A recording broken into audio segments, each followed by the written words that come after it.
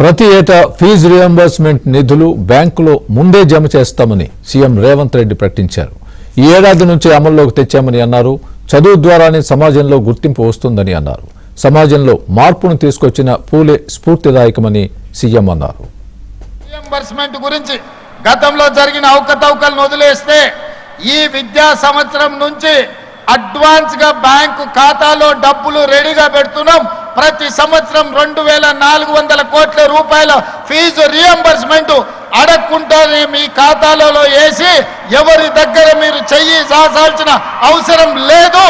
పారదర్శకంగా ప్రక్షాళనతో ఈ రోజు మీ ఫీజు రియంబర్స్మెంట్ అమలు చేయడానికి ఈ ప్రభుత్వం నిర్ణయం తీసుకున్నది. ప్రతి సంవత్సరం ఆర్ కృష్ణయ్య గారికి, మా జాజుల శ్రీనివాస్ గారికి విజ్ఞప్తి చేస్తున్నా, ప్రతి సంవత్సరం 2300 కోట్ల రూపాయల ఫీజు రియంబర్స్మెంట్ అడ్వాన్స్ గా బ్యాంకు ఖాతాలో పెట్టి విద్యార్థుల ఖాతాలోకి నగదులు బదిలీ చేసే విధంగా ఈ రోజు సమూలమైన ప్రక్షాళన తీసుకొచ్చి బ్యాంకులో మా పట్టి గారు ఈ అకాడమిక్ ఇయర్ కు సంబంధించిన 250 కోట్లు అడ్వాన్స్ గా ఈ రోజు ఖాతాలో పెట్టిండు. పిల్లలు కాలేజీల అడ్మిషన్లు వచ్చినెంబడే మీరు ఆన్లైన్ లో అప్లై చేసుకోండి. విత్ ఇన్ ఏ మంత్ మీ ఖాతాలో మీ ఫీజు పడుతుంది. ఆనాటి ప్రభుత్వం నినాదం ఏంది?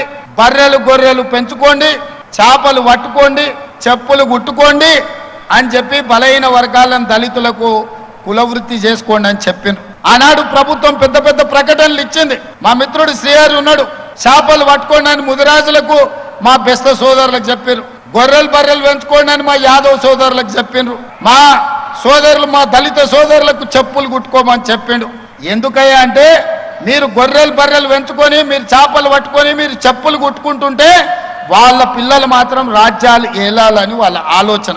మీరు చదువుకుంటే, మీరు డాక్టర్లు ఇంజనీర్లు అయితే, మీరు ఐఏఎస్లు ఐపీఎస్లు అయితే రాజ్యాధికారంలో మీరు భాగం అడుగుతారు. కాబట్టి మీరు చదువుకోవద్దన్న ఆలోచనతోని గొర్రెలు బర్రెలు చేపలు చెప్పులు కుట్టుకోండి ఆనాటి పాలకులు చెప్తే మీ సోదరుడు రేవంత్ అన్న చెప్పిండు.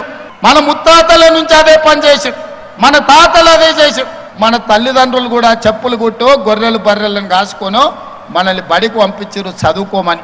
ఇప్పుడు కూడా మన తరం చెప్పులు కుట్టుకోవాల్సిందేనా? ఇప్పుడు కూడా గొర్రెలు బర్రెలను పెంచుకోవాల్సిందేనా? చేప పిల్లల్ని పట్టుకోవాల్సిందేనా? మనలో మార్పు రావద్దా? ఈ సమాజంలో మనం డాక్టర్లు కావద్దా? ఈ సమాజంలో లాయర్లు ఇంజనీర్లు కావద్దా? ఈ సమాజంలో ఐఏఎస్లు ఐపీఎస్లు కావద్దా? ఈ సమాజంలో ఎమ్మెల్యేలు ఎంపీలై మంత్రులై ఈ దేశ పరిపాలనలో భాగస్వాములు మీరు కావద్దా? అందుకే ఇవన్నీ జరగాలి అని అంటే మీరు చదువుకోవాలి.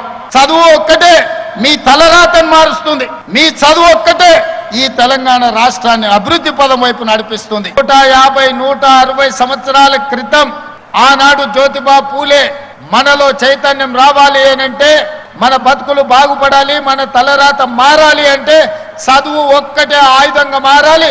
చదువుకున్న వాడు ఆదర్శ పురుషుడుగా రాణిస్తాడు, ఆదర్శ మహిళగా రాణిస్తారని గుర్తించి 150-160 సంవత్సరాల క్రితం తను చదువుకోవడమే కాదు తన సతీమణిని కూడా చదివించడం ద్వారా మహిళకు చదువు ఎంత ముఖ్యమో జ్యోతిబా పూలే మనకు ఒక ఆదర్శ ప్రాయుడుగా నిలబడ్డాడు. 136 సంవత్సరాల క్రితం మరణించిన ఈనాడు కూడా ఈ తరం మనం వారిని ఆదర్శ పురుషుడుగా భావిస్తున్నామంటే సమాజంలో వారు తీసుకొచ్చిన సామాజిక విప్లవాన్ని ఈ రోజు మనం గుర్తు చేసుకుంటున్నామంటే ఆయన ఆలోచన ఎంత ముందస్తుగా ఎంత గొప్పగా వారు ఆలోచన చేసిండ్రో ఇవాళ మనం అర్థం చేసుకోవాల్సిన అవసరం.